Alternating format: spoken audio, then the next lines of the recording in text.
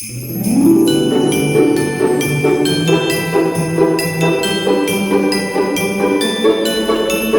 et bienvenue dans les Vlogmas de la ressourcerie de l'écrivain.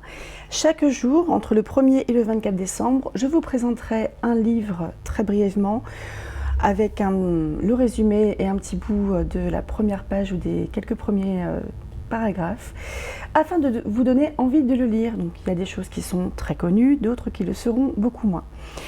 On démarre aujourd'hui avec Danse avec les loups de Michael Blake. C'est un livre qui a été adapté sans doute au siècle dernier avec Kevin Costner dans le rôle titre.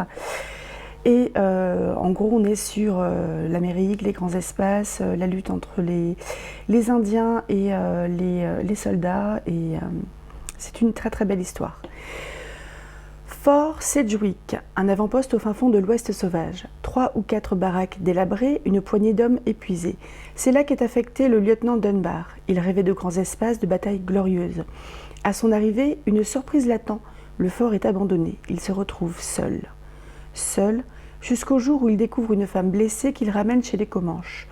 Au fil des jours, il gagne leur amitié, apprend leur langue et tombe amoureux fou de cette étrange squaw aux yeux couleur de feu, cette blanche que les Indiens ont enlevée quand elle était enfant. Comme elle, il deviendra un Comanche. Désormais, le lieutenant Dunbar n'existe plus. Il est celui qui danse avec les loups, mais la guerre n'est pas finie. Pour l'armée des États-Unis d'Amérique, John Dunbar est un déserteur. Je vais donc vous lire un petit bout du premier chapitre. Il y a une citation, en fin de compte, l'inspiration est tout. Le lieutenant Dunbar ne fut pas véritablement avalé, mais ce fut le premier mot qui lui vint à l'esprit. Tout était immense, le grand ciel sans nuages, l'océan d'herbe ondulant, rien d'autre où qu'il posât les yeux. Pas de route, pas de traces d'ornières que le grand chariot aurait pu suivre. Juste un immense espace absolument vide. Il était à la dérive, il était totalement seul. Cela faisait bondir son cœur d'une manière étrange et profonde. Assis en plein air sur le siège plat, laissant son corps osciller au rythme de la prairie, les pensées du lieutenant Dunbar se focalisèrent sur son cœur bondissant. Il était excité. Pourtant, son sang ne bouillonnait pas. Son pouls était lent.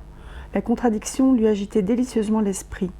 Des mots tournaient constamment dans sa tête, tandis qu'il essayait de formuler les phrases ou les tournures de style qui lui permettraient de décrire ce qu'il ressentait. Il était difficile de mettre exactement le doigt dessus. Je vous souhaite une très bonne journée et on se retrouve demain pour l'ouverture de la deuxième case.